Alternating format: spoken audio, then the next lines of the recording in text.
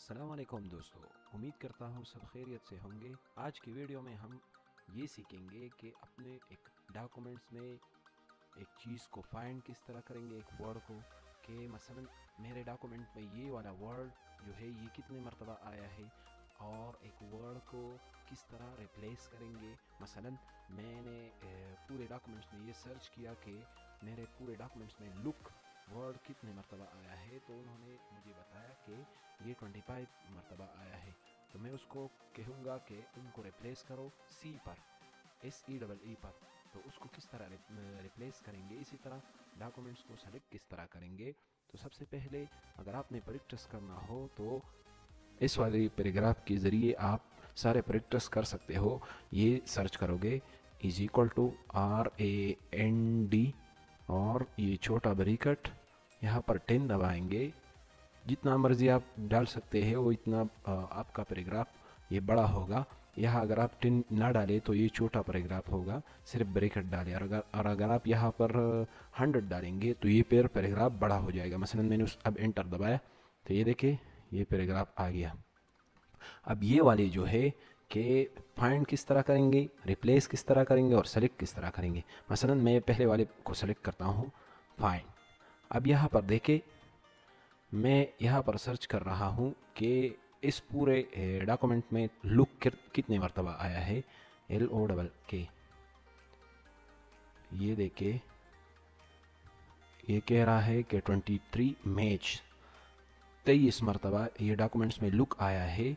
तो अब मैं उसको कहूँगा कि रिप्लेस करो लुक को विद सी के साथ, SEEE सी को रिप्लेस करो। यहाँ पर रिप्लेस आल कहेंगे और सेलेक्ट करेंगे। ये मुझे कह रहा है कि आप श्योर है कि आप ये रिप्लेसिंग करना चाहते हैं, तो यस।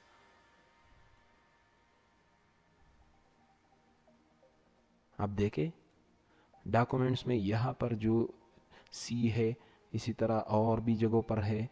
ये देखिए यहाँ पर भी है, फिर यहाँ पर भी है, सीज यहाँ पर भी है वगैरह, सब कुछ उन्होंने चेंज किया लुक को सी पर। तो इसी तरह हम एक डॉक्यूमेंट्स में एक वर्ड फाइंड कर सकते हैं। ये आपको कहाँ पर हेल्प देगा, मसलन मैं थीसिस में एक टेबल बना रहा हूँ और वहाँ पर मैं कुछ पॉइंट्स नोट कर रहा हूँ, जैसे बिब्लियोग्राफी में और मसादिर मराजे में मैं वर्ड फाइंड कर रहा हूँ कि ये वर्ड कहाँ पर है, किस पेज पर है। तो अब देखिए यहाँ पर मैं उसको सर्च करूँगा कि ये मालूम करे